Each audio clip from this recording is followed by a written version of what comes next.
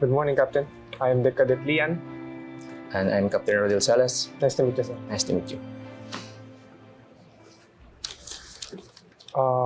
First question, sir, is why did you become a seafarer? Yeah, honestly, it was not in my dream to become a seafarer, but due to the influence of my neighbor and relatives, and also most especially my father, want me to become a seafarer and to be a captain someday. Why did you become a seafarer? Actually, we're the same, sir. This was also not in my plan to become a seafarer. Like never in my dreams Yeah. did I expect myself to become one. I originally wanted to become a doctor. Okay. When I was in high school, I wanted to take medtech as pre-med and then evolve into medicine eventually. But unfortunately, we didn't have you need money to become a doctor. So my father was a Navy. He was a retired Navy by then. He knew about this academy in Bataan called Maritime he was Academy. familiar, yeah. Yeah, he was familiar. He had a friend there who was an instructor. So that eventually led me, because in MAP, your tuition is free. Yeah, the only provided by the school. provided by the school. The only thing you have to pay for is the uniform, and you're basically set. Companies will go and then you just you don't have to apply. You just to maintain your grades and just maintain your grades, and then when you graduate, you will already have a company waiting for you. Okay, question for you, sir. So I think ever since you started in the industry, many changes have transpired. Can you share with us, sir, what are the changes in the maritime industry ever since you started? Yes, it's a big difference from when I started as a cadet and now during this time, the digital world. Before, like for example, the we use on board is more on Email, sir. Immersat, and now we have this email and this some software. And one thing also, the communication before with your family. So before you just write a letter, then takes time to reach to your family. Then can I ask, sir, how long would you wait before the letter? It depends on your port. If you're like in that port is not accessible with, if somewhere in far places like South America like this, so it takes time, sometimes 2 months. Oh my God. And now most of the ship have internet on board. Yes, sir. So the company provided that internet on board, and so it's so easy to communicate with your family. The money also, there's now a platform for you, like if you apply some other agency, so it's very easy. Just download this app or another website. The mindset of the seafarer before and the new generation is quite also different. The new generation seafarers now is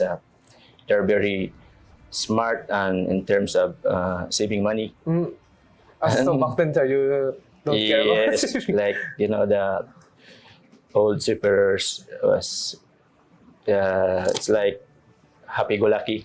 Then at the end of the day, no money at all. So that's the difference between. How about regarding promotion, sir?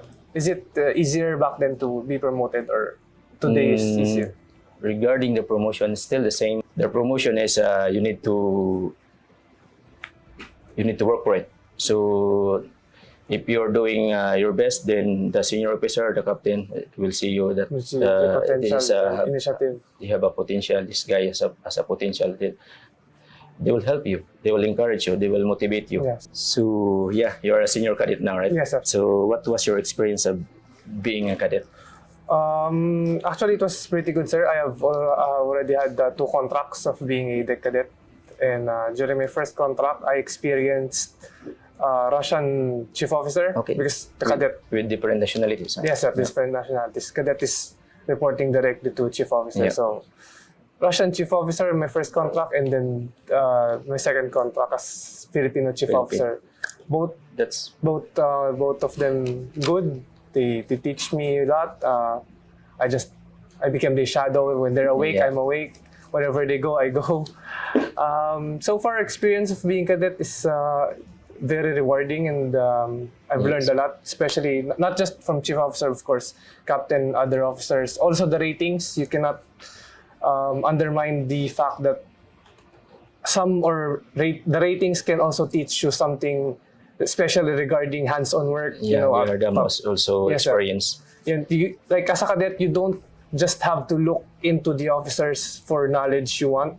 Like if you really want to become a good officer, you need to have hands-on knowledge. For me. May I ask, sir, how many years you've been on sea, not just as a captain? Once I started my career, I graduated in the maritime school at 2000, 2000. year 2000. So it's like 22 years 22 years in of the being at sea. maritime industry. So, okay, so on your 22 years of being at sea, sir, what's your what's your craziest experience, sir? There's a lot, but my one craziest experience was, of course, during bad weather. And it was my first time to sail and far from my family. So First time cadet, sir? at that time, when I was a cadet, so Okay, sir. when I was far from my family, it's like I need to call my mother to just to pray for us, but no chance to call with Yes, her. sir. This kind of before it's the communication is very hard, so it's unlike today. You have the internet. Okay, sir. On your 22 years of being a seafarer, of course, you've been away from your family during contracts. So, what is the hardest part, sir, of being separated from your family? Yeah, the hardest part is like when one of your family is sick and you're far from them, so You cannot. yeah, you know, you need to be there to help them, but it's very hard to imagine how they can manage without me. Yes, sir. You have an experience, sir, like during on board, one of your family member passed away. You have an experience that? It's my father-in-law. Father. Yeah. Yes, sir. Yeah, so I was on board, so that's the most, also one of the most hardest also, because you know, when you're at sea, you will wait until the vessel arrive at port, and then it's also the company will decide if they will allow you to go home. But during times like that, sir, can you like ask the company if like Yes, can you I go home you can request. using my own money? Like Some company will allow you to do this if you will just tell them I need to the reason I need to go home because of this family reason. So Okay, sir. I've always been conflicted regarding this topic, sir. Can I ask how many years you've been a captain, sir? 10 years. 10 years, sir. 10 years. In your 10 years of being a captain, sir, did you rely more on theoretical knowledge or on practical knowledge, or you balanced it out? Yeah, for me it's both Both, sir. Both. theoretical and practical, because as a master, when you're making a decision, we have this we call this overriding authority from granted to the master Yes, sir.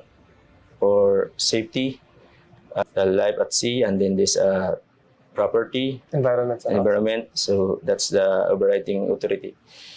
You can decide by your own, but also in other cases, you can do the theoretical and then the practical. So you can weigh and then you can decide. Okay, so you really have just Yes. to balance it out. Yeah. Like not one can be above each other. But most of all is we have this our SMS, our Yes, sir. company policy. So just Yeah, follow, to abide be by the followed, yeah. SMS, sir. In your seafaring career, sir, did you have any like a major mistake you have done in which like you can reflect and tell to the younger generation to don't do this type of For mistake? me, not yet, but I just can give you tips tips. So of course the mistake is there always. So and learn from your mistakes? yeah, you learn from your mistake, but it's better to learn from the other mistake. Because Because when you watch them, do not repeat what yes. they. So you must do the right thing and then just keep the right track, because you are in the seafaring. Then like you're a cadet, so Yes, sir. your aim is to become a future captain. Yes, sir. So just focus and then don't lose your dream. Yes, sir. Yeah. Okay.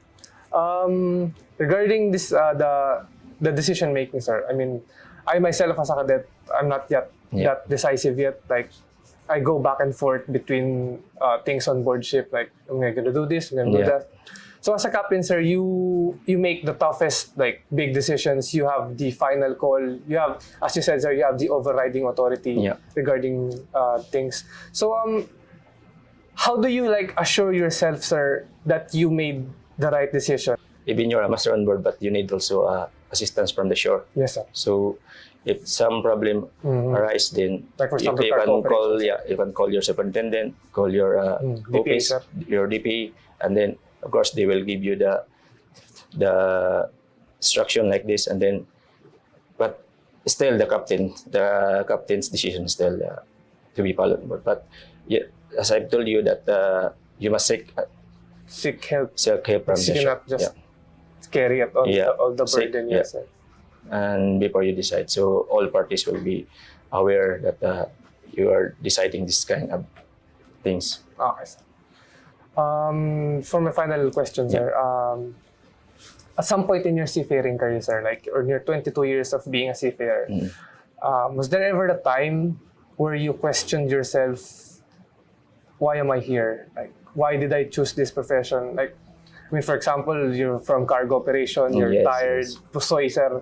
And you need to wake up, do your duty, and you need to wake up and you just stared yourself in the mirror and ask, alam "Bakit mo naman, nandito?"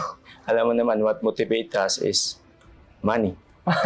So I don't believe those shippers. They said if they will ask you what motivates them is like to see the world free, but the behind is the money. Dollar bills. Yeah, because we need to provide our family. That's why we are in this career, and that's the main reason. Just you need to provide for the family, their needs, and seafaring is a very promising career. Promising career. And then after you graduate, when you started like a cadet, you have already the salary, unlike the other courses or other career that you need to spend more time before you can get a good salary. So yeah, because once you become cadet, you have the taste of money. Yes, and then you're gonna start the craving for more. Tuloy-tuloy na yan pag ano na. So that's it. So